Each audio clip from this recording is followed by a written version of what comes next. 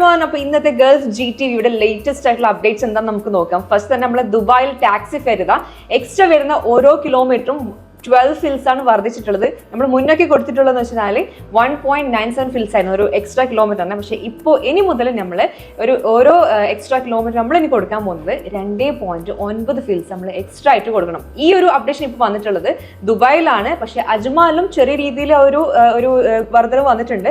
0.4 fils ആണ് അജ്മാലിലുള്ളത്, ആ ഒരു വർധന വന്നിട്ടുള്ളത്. പക്ഷേ ഷാർജയിൽ ഇതുവരെ ഒരു പുതിയ അപ്ഡേഷനും വന്നിട്ടില്ല, ഒരു പുതിയ റൂൾ ഒന്നും വന്നിട്ടില്ല. ദുബായിലും ഷാർജയിലും അജ്മാലിലും ഒക്കെ ഉള്ള അപ്ഡേഷൻ പറഞ്ഞ സ്ഥിതിക്ക് നമുക്ക് അബുദാബി ആയിട്ട് അങ്ങനെ വിട്ടു പോകണ്ട. അബുദാബിയിലും പുതിയ ഒരു അപ്ഡേഷൻ വന്നിട്ടുണ്ട്.